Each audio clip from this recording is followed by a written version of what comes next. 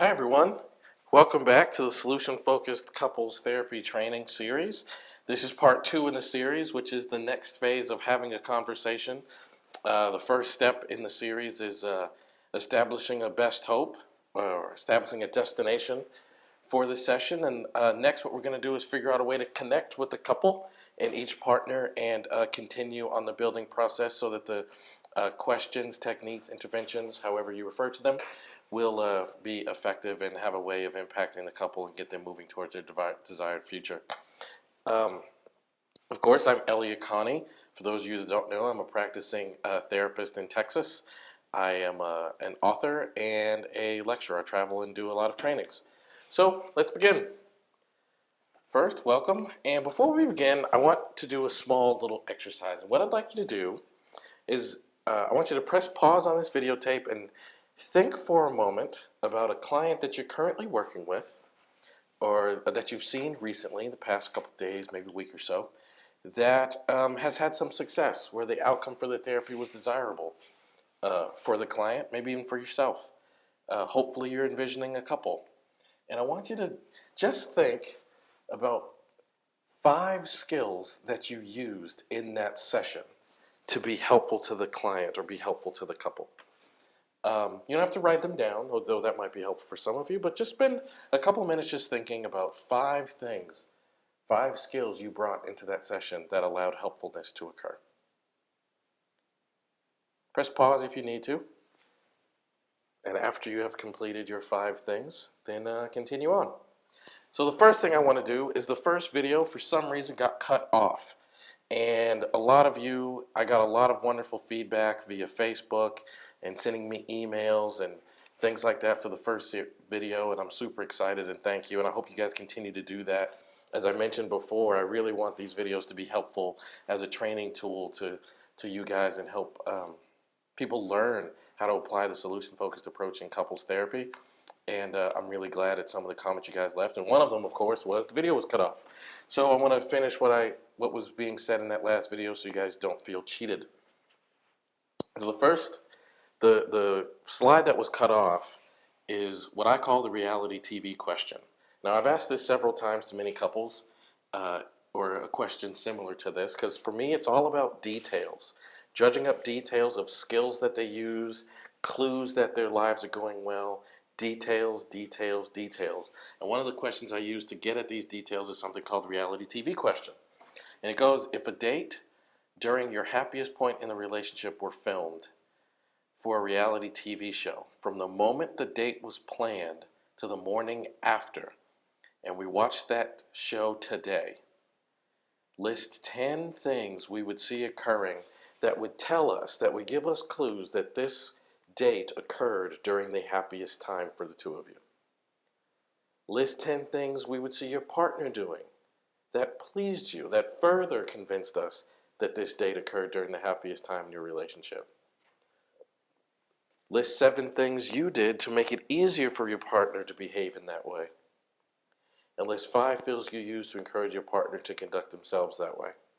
Now you can see that this is just getting at details for what was going well, what skill they used, how they helped their partner be successful. A lot of times couples come to therapy and they're so skilled at articulating what their partners does that doesn't help them. Well, questions like this get at what you do for your partner and what your partner does for you that does help you carry on in this relationship in a positive way. And it's all about details. By the time we get done conducting lists like this, and a lot of times people ask me why 10, 7, 5, things like that, and it really just depends on the clock. I mean, I just have an hour, so I want to have them list enough things that it's meaningful, but still do it within the constraints of the way that we conduct therapy in our society, which is usually just for about an hour.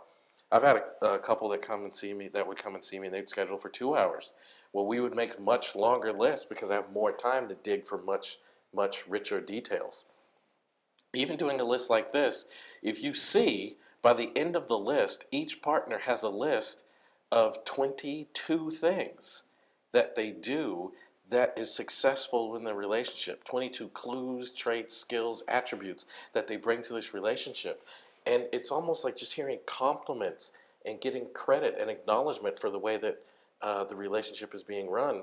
And that's what this is all about. So this is the video, this is the clip that got cut out. I apologize for that, but this is the question I was trying to leave with. And every time I do one of these videos, I'm going to try to leave some of the questions that I like to ask when I'm working with couples. So the purpose of the second phase of the solution-focused conversation with couples is we have to form a connection. We have to form a bond, if you will, a relationship. I mean, some forms of therapy call it rapport building or joining. Well, I like to call it a connection because I genuinely, truly want to connect with the couple.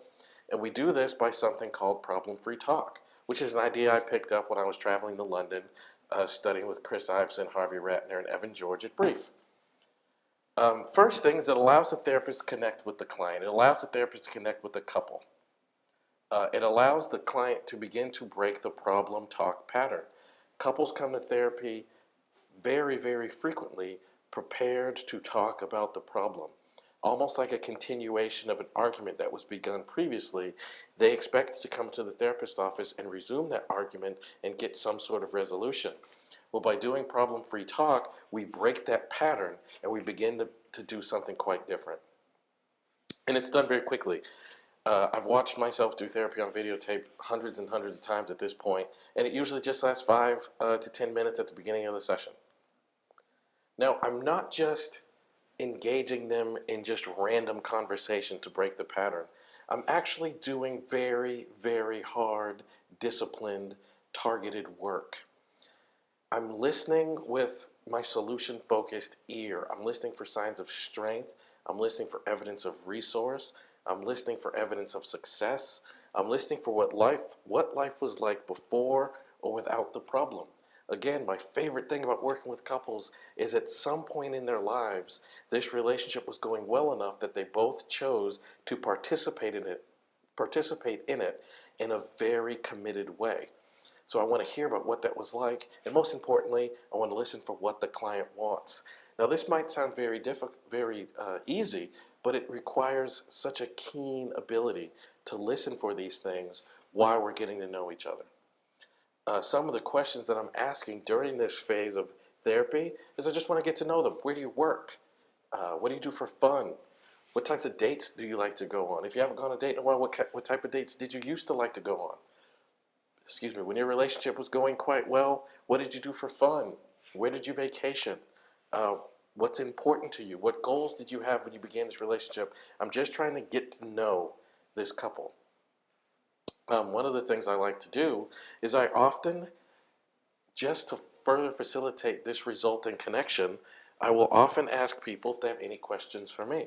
But not just questions about the therapy, but do you have any questions about me? I mean, I had a session not too long ago where I was working with this couple, and it was the type of session that I just wish I'd caught on tape. It would have made a brilliant therapy training tape. But of course I didn't. And every single question was flowing. It was just one of those conversations. And at the end of the session, I asked the couple, what did they find helpful? Which is a question I commonly ask, which we'll get to much later in this training series. And the couple said, or the husband in the couple said, I really like that you allowed me to ask questions about you. And I thought, wow, of all of the things we said in this session, I couldn't believe that's what stood out to him. But when I think about it, it makes perfect sense because he was able to feel connected to me, and then as a result of that, he was able to further answer all of the following questions, all the subsequent questions. So it's really, really important that we take some time at the beginning of a session to develop some sort of a bond. So this one, I guess, was going to be quite brief. So now I want to get to the exercise. And what I'd like you to do, just to practice using your solution-focused ear, is I want you to engage someone in your life that you know rather well, someone that you know pretty good, could be a spouse, best friend, sibling, whatever, and engage them in a conversation that's no shorter than 10 minutes. Now, this may sound very easy, but there are a few rules that you need to follow during this exercise. First, you cannot ask any questions about work. You're going to be interviewing this person as part of this conversation, and you're not allowed to ask any questions or talk about work, either yours or theirs. You're not allowed to ask any questions about any type of problem, either in your life or in their life. No questions about any tasks, chores, dishes, taking out the trash, the lawn, nothing, either in your life or in their life. And throughout this time, you're going to be practicing using your solution-focused ear. You're going to be listening to evidence of strength, resources, successes, all of those things.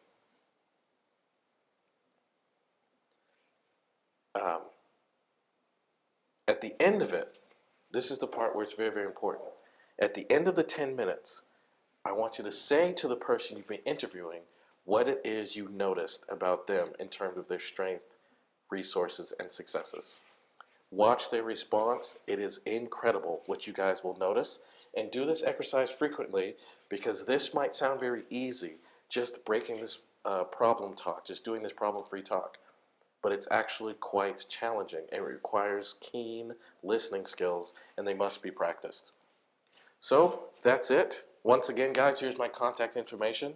You can join my mailing list by visiting my website at elliottSpeaks.com, or you can follow me on Twitter, which is @ElliottsPeaks, or feel free to like me on Facebook, which is www.facebook pages Elliott Speaks, and then all those numbers underneath there. So thanks so much, guys, for watching this video.